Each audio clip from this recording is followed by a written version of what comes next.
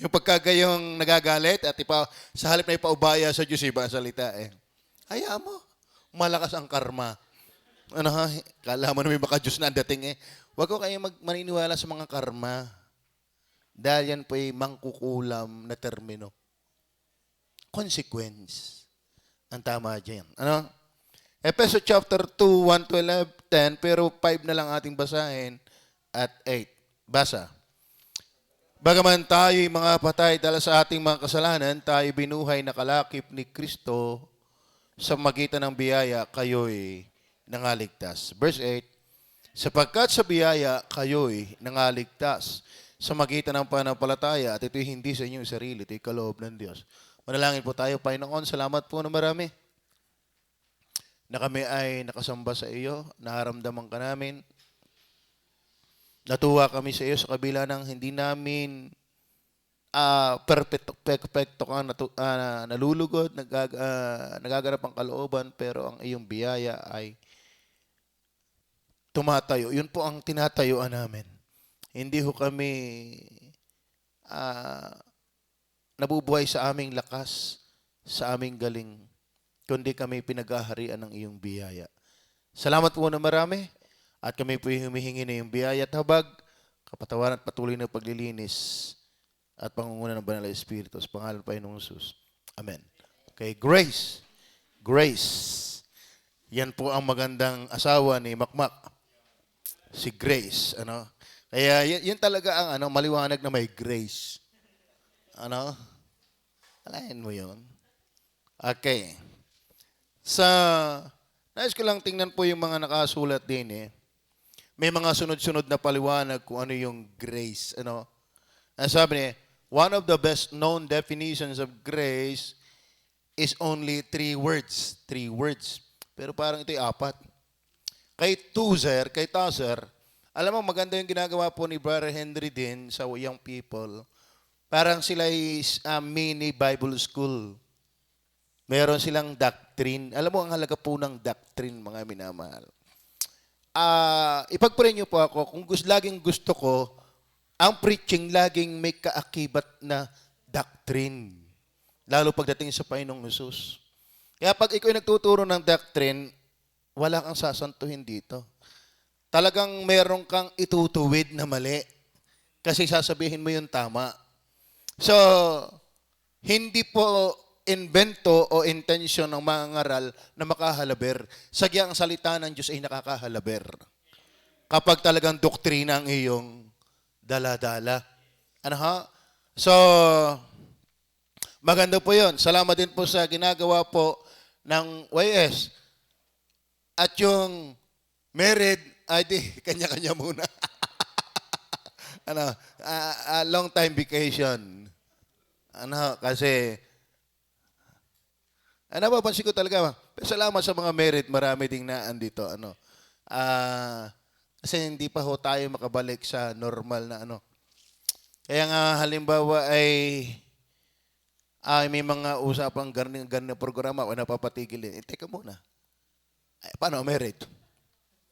Pero kung kayo na may pupunta dito, ay wala kang problema. Kahit mula naman si Brother Albert, nandito si Kuya Alfred. Nandito ang nunang kunay, paminsan-minsan. Nandito sino ba ang married? Si Kuya, hindi na, wag na. Ninong kunin nila si Kuya Boy, So, ba't ako napunta diyan? Yan ang problema eh. Si Tozer, napakaganda po ng aklat nito. Kung kayo makakabili. 2 volume lang eh. Ang pamagat niya ay Attributes of God. Talaga yung ating tema na high view of God, matutulungan ka. Yung isa binili ko, yung isa yung pa-birthday sa akin, kaya nakumpleto. Kung gusto niyo magpa-Xerox, pwede ho. Magandang tayo nagbabasa. Ngayon po, si Brother Henry ay nakatuklas ng matagal namin hinahanap, The Forgotten Trinity. Hanggang ngayon, hindi ko pa rin maalaala. Pero inuutay-utay ko. Alam niyo, ang tagal ko na. Ako nagtapos ng Bible School, ako nagbabasa ng Bible. Pero kailangan ko pa eh. Kailangan, we need to strengthen ourselves in doctrine. That is the backbone of our faith. Ano ho? Ngayon, ang sabi ni Tozer dyan sa grace, ito yung kanyang simpleng paliwanag. Grace is the good pleasure of God that inclines Him to bestow benefits on the undeserving. Ang biyaya ng Diyos ay ito yung katuwaan o kaluguran ng Diyos na bigyan ng pagpapala yung hindi namang karapat-dapat. Yan po ang biyaya. Ang Diyos ay nalugod na biyayaan pagpalain yung hindi namang karapat-dapat dahil kay Kristo. Tama yung mga binanggit dito eh. Hindi tayo niniwala sa prosperity gospel. Pero prosperity na, yung ikaw ay forgiven. That you belong to Christ at mangarap ka na. Pero sa pangarap na pagsamba sa Diyos. Ang problema lang sa prosperity gospel, delikado po talaga. Napaka-risk. Lalayo ka sa tamang linya ng doctrine. Ang emphasize mo na doon sa blessing, hindi doon sa nagbe-bless. At saka maraming minamanipula ang talata para lang mapalabas yung gusto nila. Isa na dyan si Joel Osteen. At napakarami ho dyan. Dati ako nagbabasa po yung puro positive. Ano ba kung bakit daw si John yung ama na John the Baptist, ay napipi? Si Karaya, kasi makapangyarihan daw ang dila. Baka hindi matuloy ang pagpapala, kaya pinipi muna. Kalaan mo yun, mga ganong pang palabasan. So, ngayon, yan po ang maganda. Pag sinabi pong biyaya, mga kapatid, ang Diyos ay minarapat o kinalugdan na tayo ay bigyan ng mga benepisyo kahit hindi tayo karapat-dapat. Hindi man talaga tayo karapat-dapat. And then isa pa, sinabi nito si Barkap. Kalahin mo yan, ang hirap tandaan ng mga yan. Is more to the point. Kumbaga medyo munlad ng konti.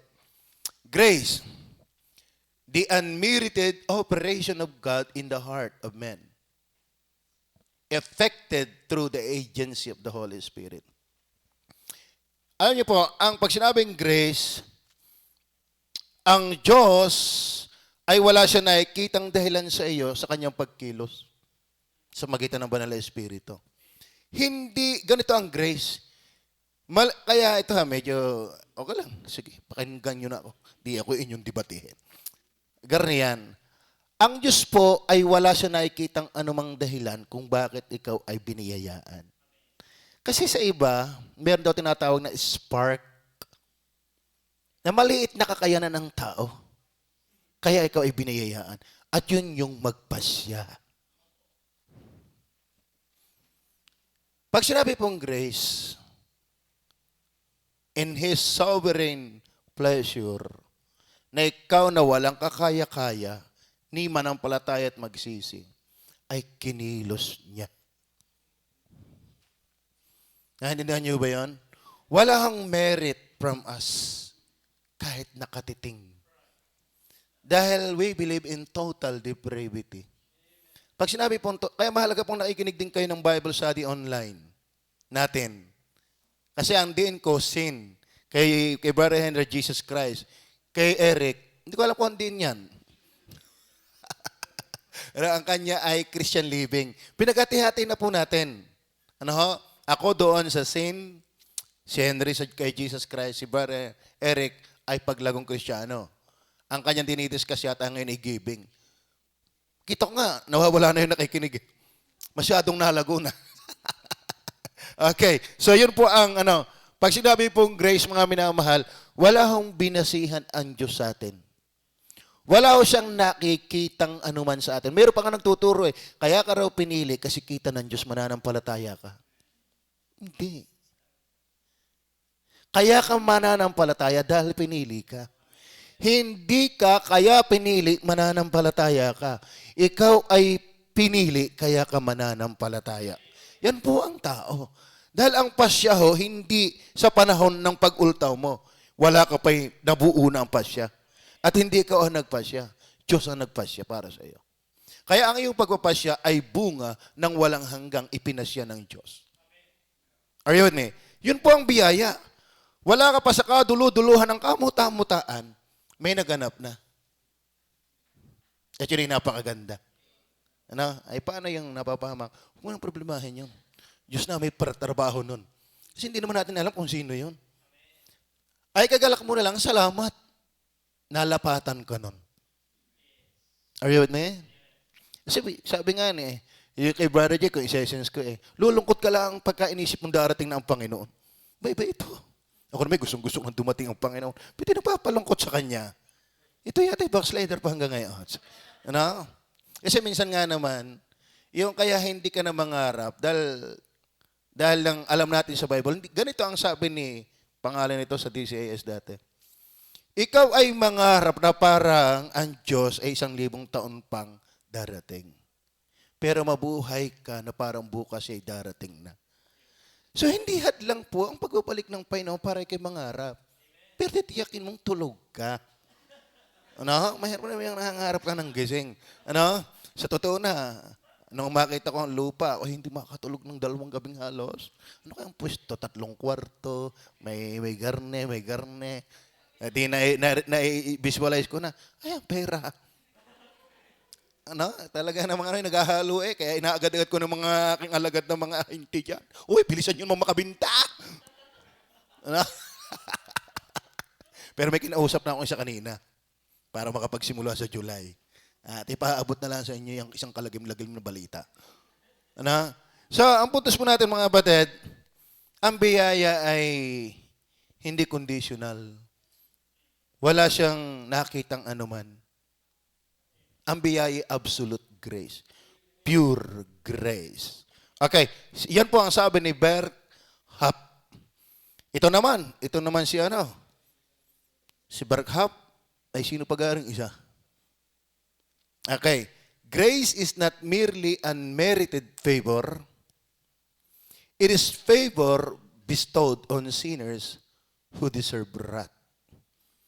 Ang biyaya ay hindi lang simpleng ikaw ay hindi ka karapat-dapat o hindi ito nakita sa iyo na pinaburang ka, kundi ito ay binigyan ka ng biyaya, pabor sa makasalanan na nakarapat-dapat sa agalit.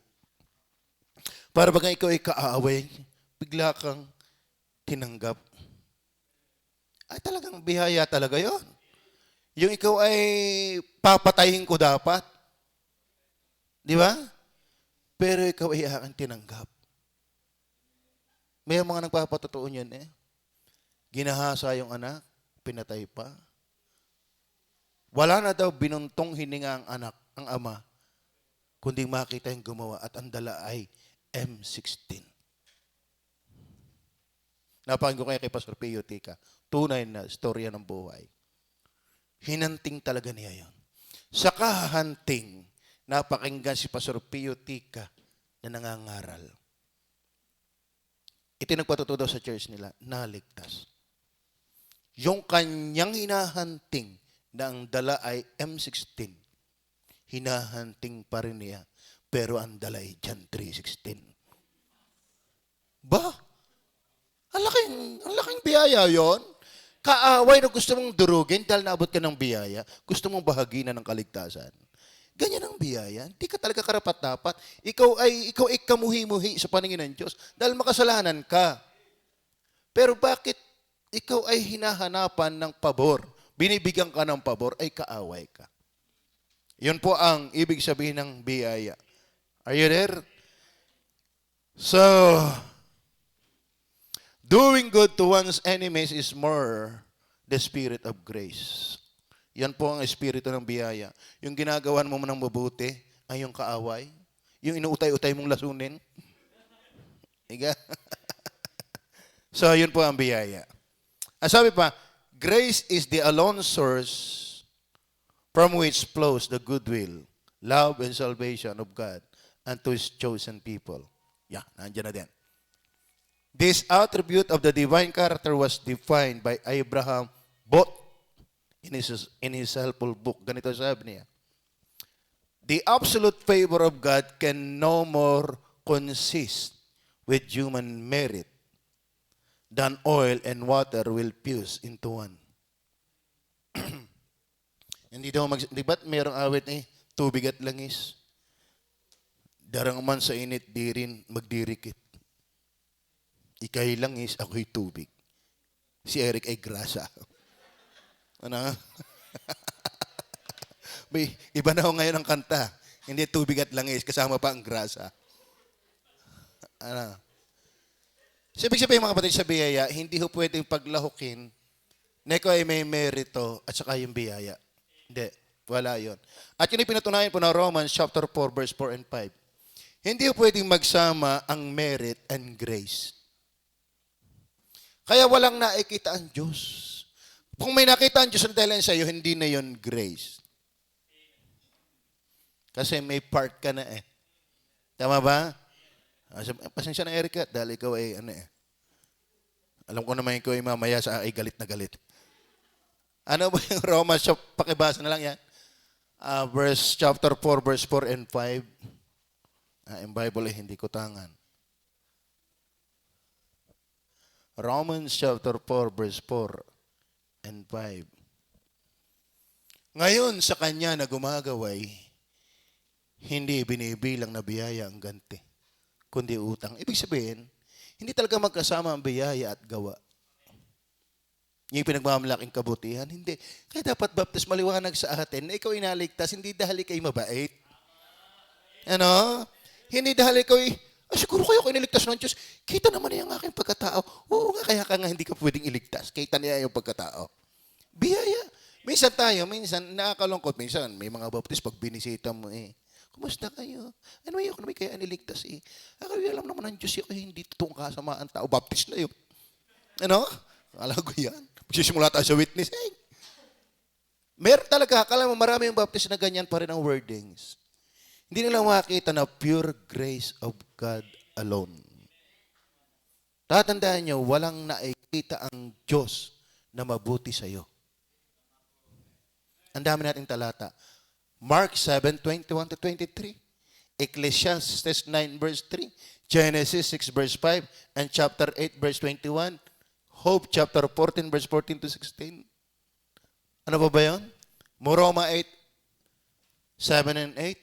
So yun po yung nadidiscuss natin every online Bible studies. Ang halaga po niyan. Ano ha? Ngayon, verse 5.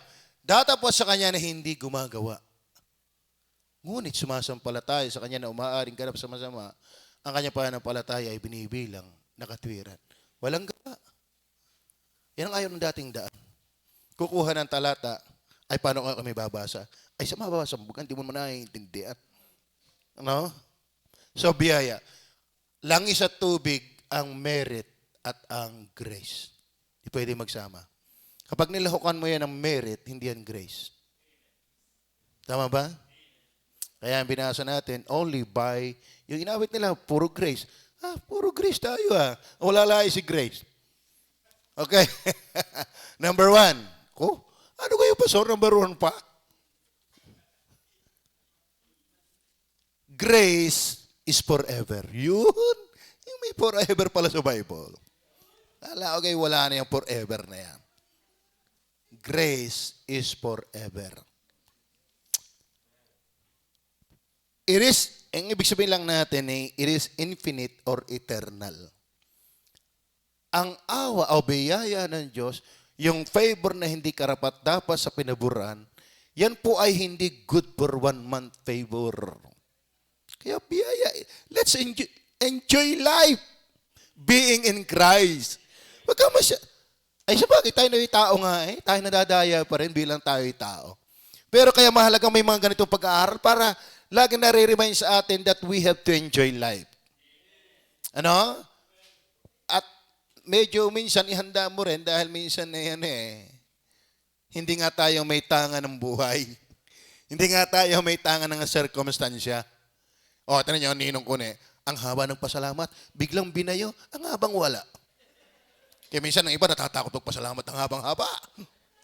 Para wag minsan ay nauunahan ka ng takot yung magpasalamat, baka ang balik sa akin ako'y subukin, hindi ko kayanin.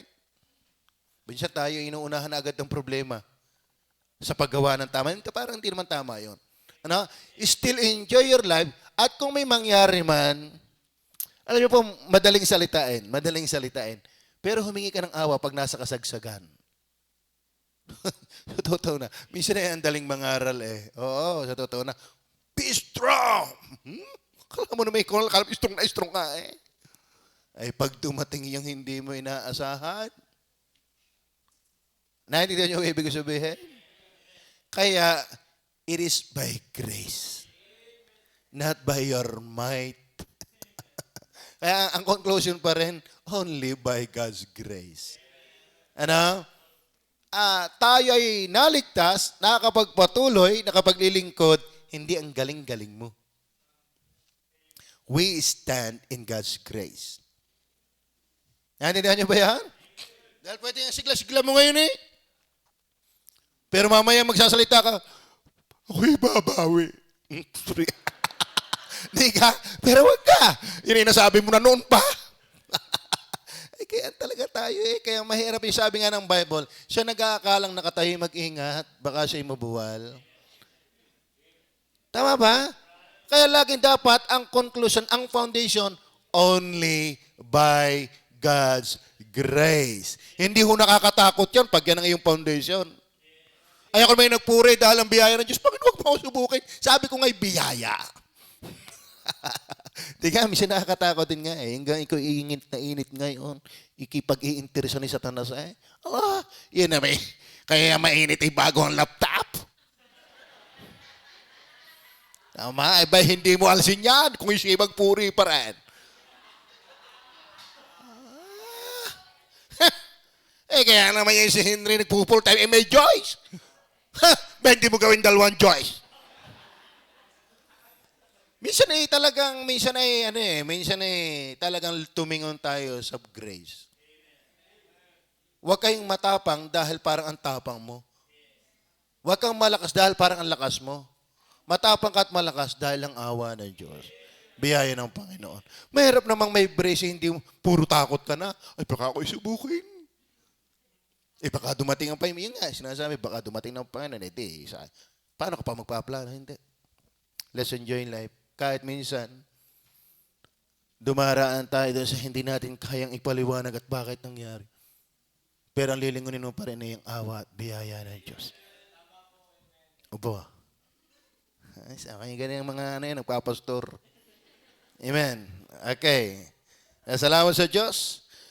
Grace is forever. Tingnan niyo po, 2 Timothy 1:9. 2 Timothy 1:9. Sabi diyan, who hath saved us.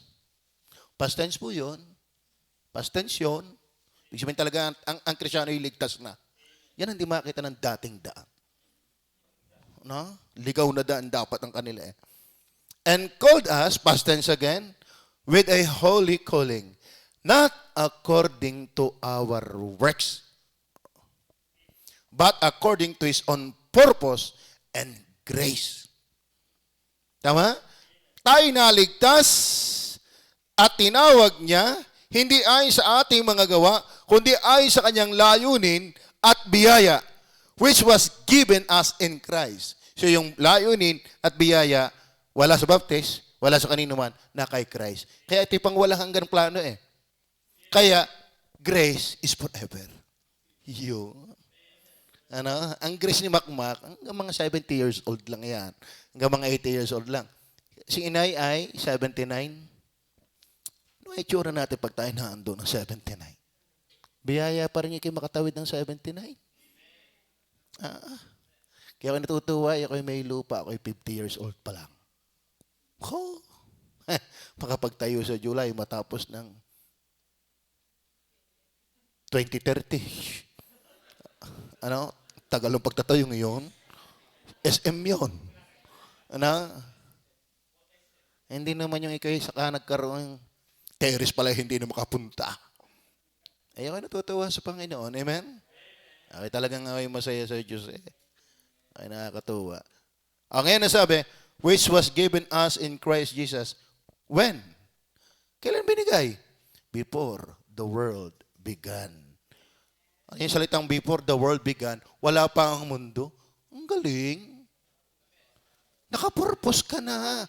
Grace is forever. Hindi ka kanina yan. Una pa yan kay Adan. Una pa yan sa universe. Una pa yan sa angels. Kasi before the world began. Kaya salamat po, grace is forever. Amen. Kayo ba'y masaya doon? Kaya hindi aksidenteng kayo na andito. Kahit minsan na yung salita mo yung kay babawi. Biyaya pa rin ng Diyos yan. Talagang lumagulang tayo sa Panginoon.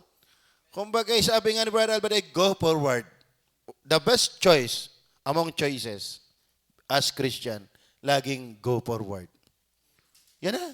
Kahit minsan, di mo na maintindihan mangyayari sa iyong buhay. Ang the best pa rin talaga ay pumikit ka na. Kita ko, ipikit na kayo. Ano? At magpasya kayo sa Panginoon. Tama ba? Ang iba, nahihiya lang, huwag kayong mahiya. Mahiya kayo kung hindi kayo magbalik.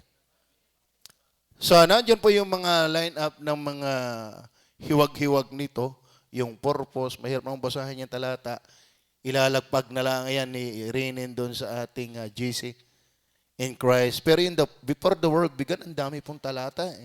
Doon sa Efeso chapter 1 verse 4, tingnan nga natin. Efeso 1 verse 4. Meron pang Roma 16:25. Bigyan na una yun. Yung muna Roma pala utoy. Roma 16:25. Ano ga ito?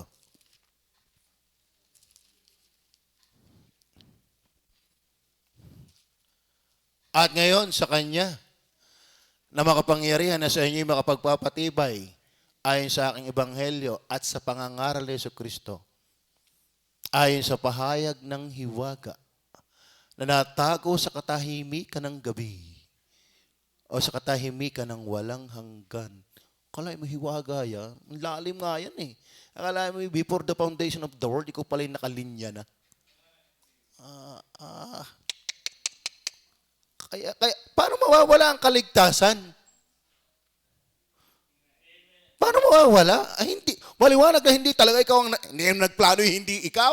Yung pantatangan yan. Wala ka pa. Ayun na ikaw eh. Kaya ala yung nagtuturo na ang kaligtasan hindi tiyak. At yung galit sa osas. Naintindihan nyo ba yan? Kasi hindi ka pa tao. Kung laliman mo silip niyan, hindi ka pa pinapanganak, ligtas ka na. Anong lupit niyan? Kumbaga, natuklas mo na lang. Naranasan mo lang along the way. Pero sa totoo na, hindi ka pa tao. Ano kang hiwaga nga niyan? Kaya pala sabi ay sa pahayag ng hiwaga na natago sa katahimikan ba? May talata palang gayaan. Napatahimik nga ako Ay sa pahayag ng hiwaga na natago sa katahimikan ng panahong walang hanggan. Walang pero tayo hayag na diyan. Do you enjoy that? Kaya paano mo wala ang kaligtasan? Di ka pa nga tao, iligtas ka na. Bagaman election is not salvation, but unto salvation. Pero yun na din yun. Yun na din yun. Kabuntot na yun.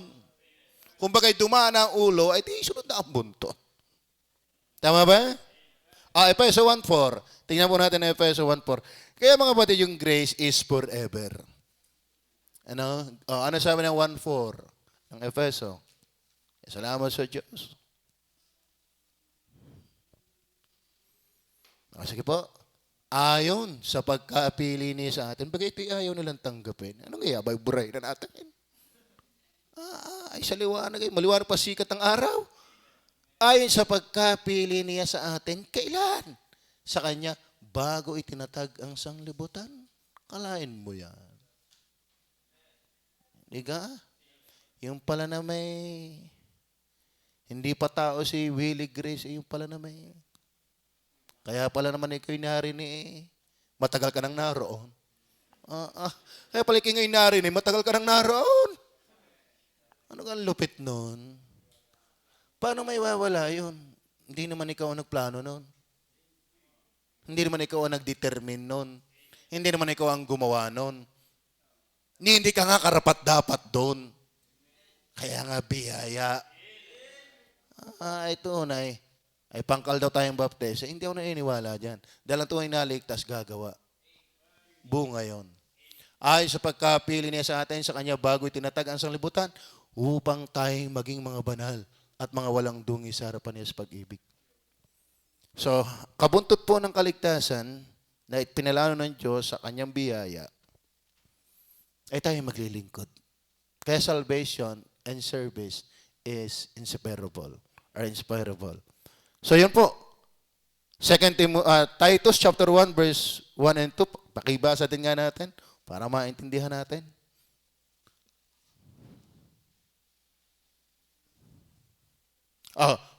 Gaya natin si Brother Henry. Basahin nga muna ng mga babae ang verse 1.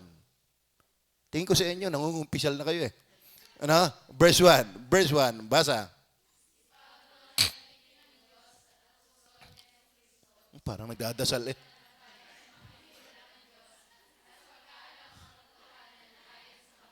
Lalong-lalo na nangangailangan na yung awa. Parang ganun tunog eh. Okay. Okay, verse 2. Mga lalaki. Verse 2.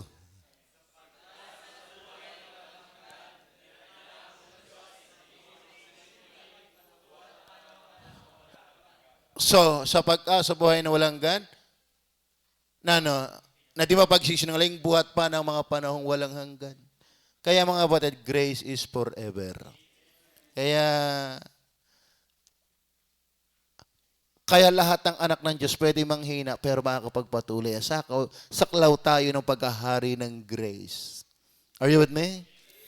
Tayo ay nabubuhay sa mundong napakalawak ng biyaya. Bakit ganong kalawak? Forever. Ay parang yung saksing upang kausap ko kayo inaanyayahan kong manood sa amin. Kami international na. Mga ngayon ko naging international. Kami matagal na eh. Kayo dumalaw, sabi ko kayo dadalaw. Kung kaya nyo sabihin sa akin na kayo tiyak na kayong palangit ngayon, ako'y dadalaw. Kung kaya nyo sabihin sa akin kayo nakakatiyak na ngayon kayo palangit, ako'y dadalaw. Wala namang pastor. Nakatiyak at walang taong hindi babadling at babadling. Yun ang sabi sa akin, wala namang taong ikang babadling, hindi babadling at babadling. Nahalimbawaan ko sila ng nakakita ko ng maganda yung yung on the spot illustration. Yung kita nyo yung aeroplanong yun. Pag yung nagpatak, saan ang patak? Pag nagpatak. Pag yun nawala ng aberya, yung control, saan ang patak? Ay, di sa Earth. Bakit ito sa Earth? Sa loob ba siya ng Earth? Opo. Ay, ang laki eh. Alam mo, mali ang kanilang pag-unawa doon sa tayo yung fallen sa grace. Kung yung aeroplano pagpatak, Earth ang papatakan, at sa loob ng Earth, kasi malaki. Mas malaki ang grace forever. Kaya walang pagkakataong hindi kasalo ng grace. Tama? Kaya si Joey, biyaya ng Diyos, nakakabalik. Kasi ang ginagalawan mo, Joey, ay hindi lang Earth ang laki. Hindi lang sun ang laki. Hindi lang universe ang size na ngayong ginagalawan sa biyaya. Ang sabi, grace is forever. Ay ang mundo ay ang laki na. Mata mula naman na naliit eh. Di ka? Di ka? Pero ang grace po ay malaki. Forever. Try to imagine that. Kaya wag kang matakot. Hindi mawawala ang iyong pagiging anak ng Diyos. Naku po, ang sarap ganar eh. Parang nangangain ni chicharong baboy eh. Masarap. Tama? Kaya wag kayong matakot. Enjoy your life in grace. Tapos may asawa ka pang grace. Pag hindi ka pa naman nag-enjoy niya. Ano? Grace is forever. Kasi isa pang talata kasi mayroon pang magandang talata. Tingnan natin ang Revelation 13:8. Revelation 13:8. Nakakamangha din po itong talatang ito. Kasi si Kristo mismo yung personification of grace.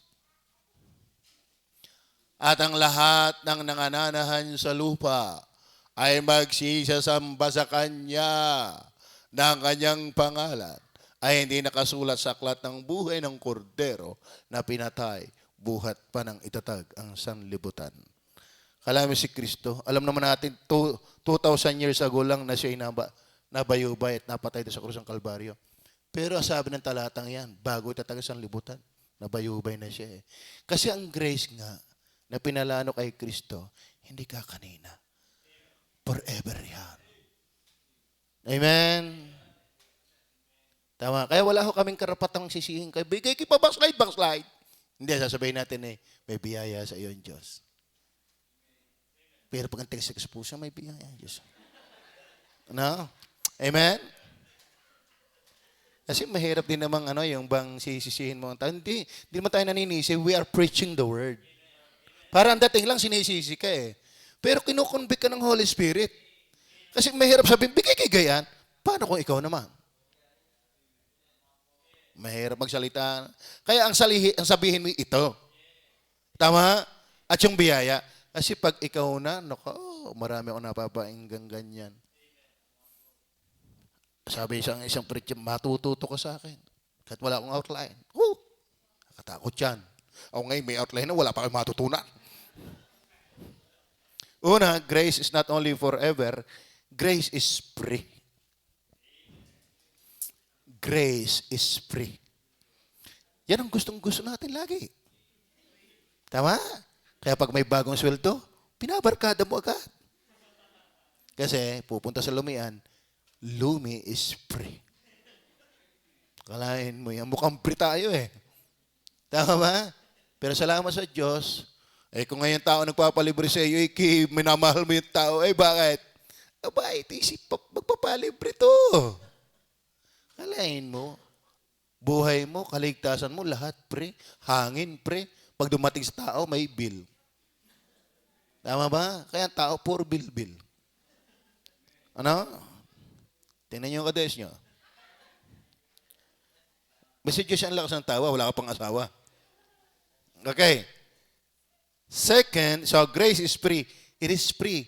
For none did ever purchase it. Wala namang bumili nito. Tayo ang binili. Hindi tayo ang bibili. Ano ang sabi ng Romans chapter 3 verse 24? Being justified freely by His grace. Then you have freely, kaugnay yung grace. Kaya nga ang grace, walang bayad. Hindi ka naman ikaw maliligtas kung hindi ka gagawa. Hindi binayaran mo ang Diyos. Ano ba ang katubusan ng Calvary naglilikat? Bakit mahal ang katubusan? Mamamatay ka na hindi ka makakabayad. Nasa impyerno ka na hindi ka pa makakabayad. Ang makababayad lamang ng ating pananagutan sa Diyos ay Diyos din. Mayaman sa mayaman, hindi mayaman sa mahirap. Are you with me? Maliwanag ho baga? Okay. Thus, hindi ko nababasahin yung ibang matalata, we could properly define grace as the free and benevolent influence of a holy God operating sovereignly in the lives of undeserving sinners. Ayaw ko kung ito yung nakalista din, yung grace. Nandiyan ba yan? Yan. Tingnan nyo ha. Tayo ay tinawag ng Diyos magitan ng Ebanghelyo. Meron tinatawag na efficacious calling. Alam nyo ba yung efficacious calling? Yan ang katumbas ng irresistible grace. Ang ibig sabihin niya ni regeneration. Hindi lahat ng nakakapakinig ng mensahe tinatalban. Kaya ba tinalban? Oo nga, lungangin na nga kayo. Ano? Talab na talab. Ang idea, pag ikaw talaga pinili ng Diyos, pag pinangaralan ka, hindi ka makatanggi. Napaka-powerful ng mensahe ng Diyos. Ang tawag dyan ay yung calling. Pero alam nyo ba ang calling dyan? Pagdating sa Galatia 1:15, pakibasa. Okay, meron pa tayong 25 minutes. Ano sabi ng verse 15? Ngunit nang magalingin ng Diyos na siyang sa akin ay nagbukod. Kailan kayo binukod? Buhat pa sa tiyan ng aking ina. At ako'y tawagin sa pamamagitan ng kautusan. Hindi, biyaya eh. Di ba? Yung pala kayo tawagin ng Diyos para sa kaligtasan ay hindi kautusan. Hindi bautismo, biyaya. Anong biyaya uli? Pabor ng Diyos sa hindi naman kapabor-pabor. Walang merit na nakita ang Diyos. Kinalugdan ka na. Anong magagawa? Biyaya. Kaya nga biyaya yun. Talagang dumating na lang sa inong walang kapagod-pagod. Pinagpaguran ni Kristo, pero hindi ka nagpagod. At tinawag ka nito dahil ang biyaya. Pagdating naman sa Titus 3 verse 5, alam natin yung regeneration din. Yung calling, tinawag ka, pero para maging effective yun, niregenerate ka. Ngayon, ano ang formula? Ano ang sistema na papaloob doon sa regeneration? Na hindi dahil sa mga gawa, sa katwiran na ginawa ng ating sarili, kundi ayon sa kanyang kaawaan, ay kanyang iniligtas tayo sa pamamagitan ng paghuhugas ng muling kapanganakan at pagbabago sa Espiritu Santo. Nasaan ang biyaya? Hindi ko alam kung bakit wala dyan. Kawa na naan dyan. Sa English ba yan? Parang grace yun sa English. Grace nga ba sa English? Pakilagay nga ining sa English. Kita ko ining nandyan. Wala na si Utoy. Lumabas na. Nagtugtog kasi ng piano. Kaya ako nabingi. Yan. Ay mercy din. Bagay yung mercy naman, at saka grace yan magkapatid. Magkakambal yan. So, ibig sabihin mga kapatid, maging yung regeneration tinatawag ay hindi sa iyong gawa. Ito yung mercy. At ulit, pag pinag-aralan mo yung mercy, pag sinabing mercy, inalis sa iyo yung karapat-dapat sa iyo. Ang grace, ibinigay sa iyo yung hindi naman karapat-dapat sa iyo. Naintindihan mo ba yun? Ano ang mercy? Hinold yung karapat-dapat ay kay parusahan. Hindi ka na pinaparusahan dahil naawa ang Diyos. Ang biyaya, ibinigay sa iyo na hindi ka namang karapat-dapat. Are you there? So, pagdating sa justification, nabasa natin kanina, freely by His grace. Sanctifies us. Ano ang sanctifies? Ito mga kapatid, pag sinabi inaring matuwid, ang idea na yung susunod yan, ikaw ay dapat mabuhay ng hiwalay. Pagpapakabanal. At ano ang sistema din doon? Hebrew 13 verse 20 and 21. Sige nga, pakitingin natin. Ngayon ang Diyos ng kapayapaan. Kaya pala tayo payapang-payapa. Na muling nagdala mula sa mga patay sa dakilang pastor ng mga tupa sa magitan ng dugo ng walang hanggang tipan sa makatuwid bagay ang Panginoon nating si Jesus. Verse 21.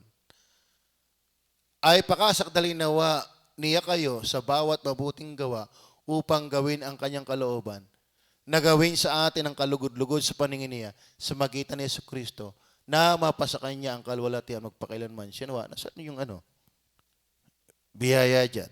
Sanctifies us. Awa o uli ba? Sa verse 20. Napansin yan. Pakibalik nga ining ng verse 20. Ngayon ang Diyos ang kapayapaan ang muling nagdala sa inyong patay sa dakilang gawa ng puso. Ayon sa walang hanggang tipan sa mga tudbagay ang Panginoon nating si Jesus. Walang hanggang tipan. Alam niyo ba yung walang hanggang tipan? That is the formula of I will. That of if you will. Kasi ang covenant ng Diyos, sa new covenant, ang nakatayo ay ang Diyos.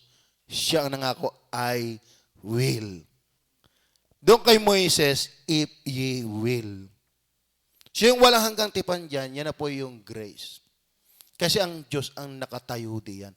Ako ang tutupad. Kay Moises, pagpapalain ko kayo, kung tutuparin ninyo. Pero ang formula ng new covenant, I will. Kaya naandyan yung walang hanggang tipan na pinangako ng Diyos sa kanyang pinapaging banal. And then, 1 Peter 1:3-5, pakitingin nga po. 1 Peter 1:3-5, mamaya iba yung ating babasahin nilang bilis-bilis. Purihin nawa ang Diyos at Ama ng ating Panginoong Jesucristo. Na sa kanyang malaking awa ay ipinanganak na muli tayo sa isang buhay na pag-asa sa magitan ng pagkabuhay na mag-uli ni Jesucristo sa mga patay. Verse 4. Sa isang manang di nasisira. Wow. at walang dungis. Wow. At di kumukupas. Wow. Nanilaan sa langit para sa inyo. Wow, wow, wow. Nasa kapangyarihan ng Diyos ay iningatan sa magitan ng pananampalataya sa kaliligtas na handa upang ihayag sa huling panahon. Pero pagdating ng verse 3, sa verse 3 ay sa kanyang mayamang awa. So yung pagpapatuloy natin ay dahil din ng kanyang biyaya. So, from election to glorification, grace reigns in splendid isolation. Kaya sabi ng John 1:16, says, we receive grace for grace. Ibig sabihin, lahat ay biyaya hanggang sa biyaya. Ano ho? Kaya tayo po ay saklaw ng forever grace. At itong grace na ito ay free. Nakakatawa yun. Tama ba?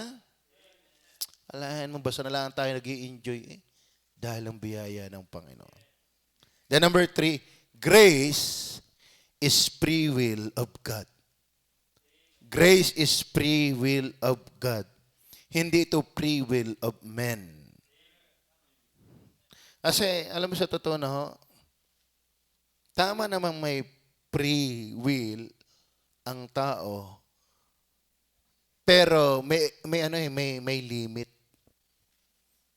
Pagdating sa spiritual realm, ang tao kasi alipin ng sinful and evil nature. Ano ho?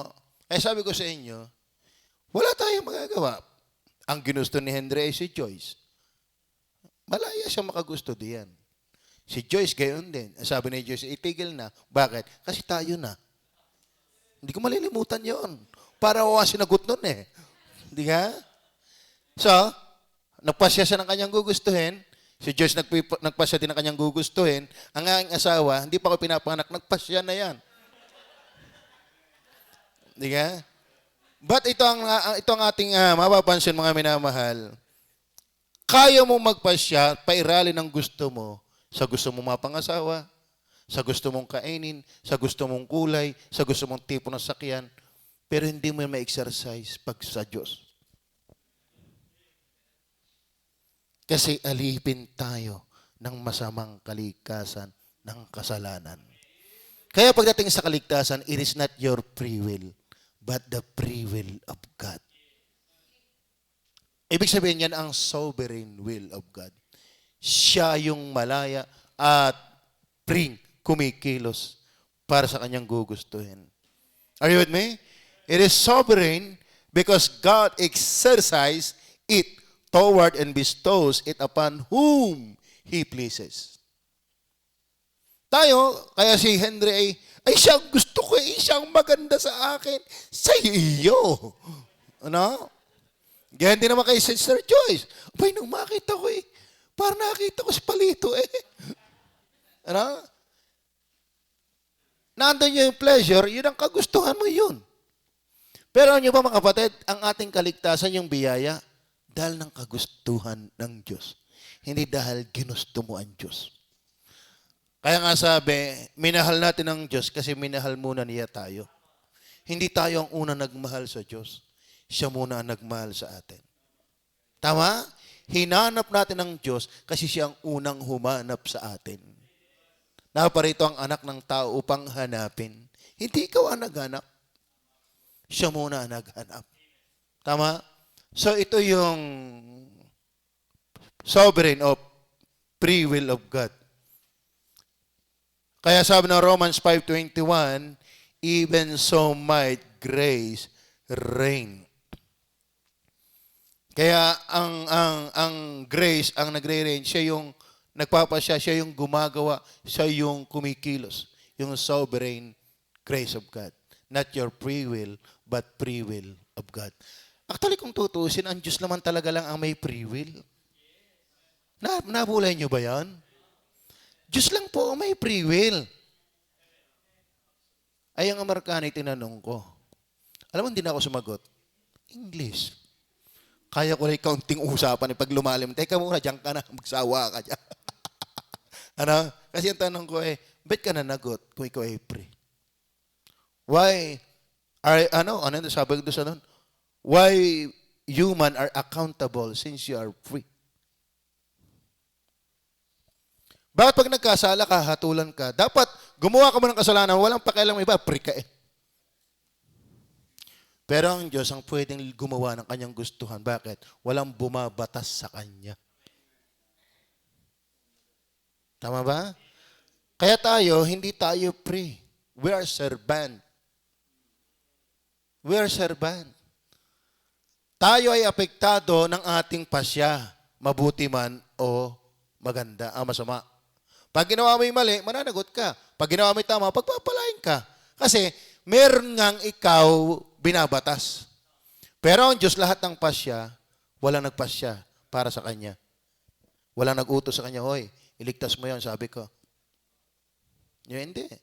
Siya lang mismo nagpapasya sa Kanya sarili. Kaya free will of God, not free will of men. Okay, number 4 na tayo. 10 minutes. Grace is friction to the law. Grace is friction to the law. Yan. Kaya sa ating mga kaibigan sa Bautista, sala yung inyo. Pag grace, hindi yan according to the law. Pag according to the law, hindi yan grace. Kasi friction. Hindi yan magkasama. Hindi yan magkasundo. Hindi yan magkaprinsipyo. May friction dyan. Paul frequently contrasted grace with law. So, bibigyan na lang natin kasi ang habang basahin yan. He was careful to state, however, that grace does not nullify the moral demands. Actually, pag ikaw na may naligtas, magkita ng pananampalataya ayon sa kanyang biyaya, hindi naman natin hinahamak ang kautusan, kundi pinagtitibay pa nga natin ito. Naintindihan niyo ba yan? Ayan ho ang una kong paliwanag sa una kong Sabadistang nakausap. Actually, ang una kong bungay sa Bautista, sa biyaya ng Diyos. Kasi pinipilit niya ako sa kautusan. Alam mo sa totoo na, kapag naman ikaw inaligtas sa magitan ng pananampalataya, hindi naman natin winawalang kabuluhan ng kautusan. Kasi ang kautusan talaga, hindi mawawala yan. Pero hindi man inilagay ang kautusan para maging paraan ng kaligtasan. Ito'y paraan para makilala mo, ikinapapahamak. Never intended na ang kautusan ay paraan na ikaw ay maligtas. Ito'y paraan para ipakitang ikaw ay napapahamak. Bakit? Lalong ipinaikilala ng kautusan na tayo makasalanan at hindi natin kayang ma-justify dahil hindi natin kayang sundin ang 10 utos. Ngayon, nung ikaw na may maligtas, bakit pinagtitibay natin ang kautusan? Dahil ba kailangan natin ng kautusan? Hindi. Kundi yung bunga ng banal na Espiritu ay ayon sa hinihingi ng kautusan. Naintindihan niyo ba yan? Hindi natin tinutupad ang kautusan na wari paragang mahalagang tayo na silalim ng kautusan. Kundi, ang kaligtasan kay Kristo ay hindi salungat ng bunga na hinihingi ng kautusan. Pero never ng kautusan and grace ay pareho. Law is not of grace and grace is not of law. Tama ba? Pero, hindi natin ninanalify kasi hindi natin pwedeng inalify ang law. Batas ng Diyos yan eh. Hindi nawala yan. Pero hindi naman inilagay yan from the very start na paraan ng kaligtasan. Kundi paraan para hanapin ang tagapagligtas. Yan ang naging schoolmaster ng mga sinner. Pag binasa mo ang Galatia. Tama ba? Kaya ako natutuwa eh. Nung ako'y maligtas, una kong binasa ay Roma and Galatia. Ano ho? So yun pinapakahalaga. Grace, so kayo nandun na po yung ibang mga discussion. 5 minutes. Then finally, grace is fruitful for godliness. Ayun po, yes, grace is forever. Grace is free. Grace is what? Free will of God. Grace is friction. So, hindi ka tutupad sa kautusan para kayo maligtas. No, free nga eh. Wala eh. Ang Diyos ang tumupad na yan para sa atin. We are on the reign of grace, not of the law. Pero, hindi mo pwedeng sabihin kinaabot ng biyaya na walang bunga ito sa iyo sa pagiging maka-Diyos. Grace is not license to live in sin. Kundi mana pa ay maglingkod sa Diyos. Kaya nga sabi ng Roma 12 verse 1, alang-alang sa mga kahabagan ng Diyos, ihandog ninyo ang inyong mga katawan na isang haing buhay. Hindi ang tanaw sa awa at biyaya ng Diyos. Ako na may biniyayaan ng Diyos eh. Ako na may ligtas na kahit anong mangyari. Ako na may patatawarin. Kahit ako'y bumagsak, ako nasa biyaya. Hindi yun ang tamang pagtanaw doon. Bagaman, yun ay comfort na totoo yun. Hindi para lisensya, kundi para makabangon. Tama? Pero ang dapat talagang tanaw sa biyaya, ito'y fruitful life for godliness. Kaya sabi ng Efeso chapter 2 verse 10, nating text. Nandiyan po ba kayo? Huwag niyong unahan ng orasan. Okay. Sapagkat tayo kanyang gawa. Ito hindi creation sa universe, kundi creation in salvation in Christ. So yung gawang ito na tayo ginawa sa kaligtasan kay Kristo, nilalang kay Kristo Jesus para sa mabubuting gawa. Ano yung nilalang kay Kristo Jesus? Pagdating ng verse 5, bagaman tayo yung mga patay dahil sa ating mga kasalanan, tayo binuhay na kalakip ni Kristo sa magitan ng biyaya, kayo nang aligtas. Pagdating ng verse 8, sapagkat sa biyaya kayo nang aligtas. So yung biyayang iyon na ginawa kay Kristo, kaligtasan, ay biyaya. Pero ang plano, ang layuning kabuntot dyan, ay para sa mabubuting gawa. So hindi ka kinawaan, biniyaan dahil ng mabuting gawa, pero ikaw ay biniyaan para gumawa ng mabuti. Kaya dapat ang Kristiyano na inabot at nabubuhay sa biyaya, ay hindi ang pananaw lagi sa biyaya ay, ako na may osas na. Kaya ganyan na nangyayari yung bintang eh. Ano? Ayaw may ligtas na, di kahit ako magpakawalang hiyana. Bet yung prodigal, nagpakawalang hiyana, tinanggap pa rin ng Diyos. Yun ay comfort para kayo bumalik. Pero never na ibinigay para maging license, mabuhay ka na magpakailanman sa mali. Dahil hindi yun ang disenyo. Ang disenyo ng biyaya ay magbunga ng mabubuting gawa. Tama ho ba? Opo. Kaya sabi ng 1 Corinthians 15:58, therefore, my beloved brethren, be ye steadfast, unmovable, always abounding, laging sumasagana sa gawa ng Diyos. Yamang inyong nalalaman na inyong gawa ay hindi walang kabuluhan.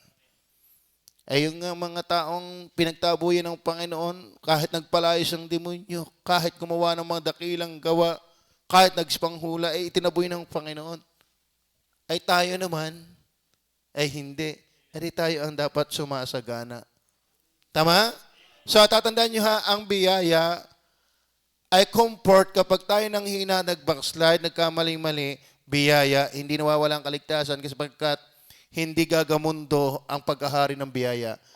Grace is forever. Pero, ang talagang layunin kung bakit ikaw ay naligtas ang biyaya ay para maging fruitful sa godliness. Tama ho ba? Sana maliwanag ho yan. Never intended ng grace ay license to live in sin. Pero may comfort yan. You can come back dahil hindi nagbabago ang awa at biyaya ng Diyos.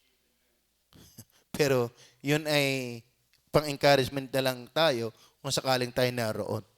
Pero ang talagang layunin ng ating kaligtasan ng biyaya ay para sa mabuting gawa. Tama? Kaya dapat tayo lalong naglilingkod sa Diyos.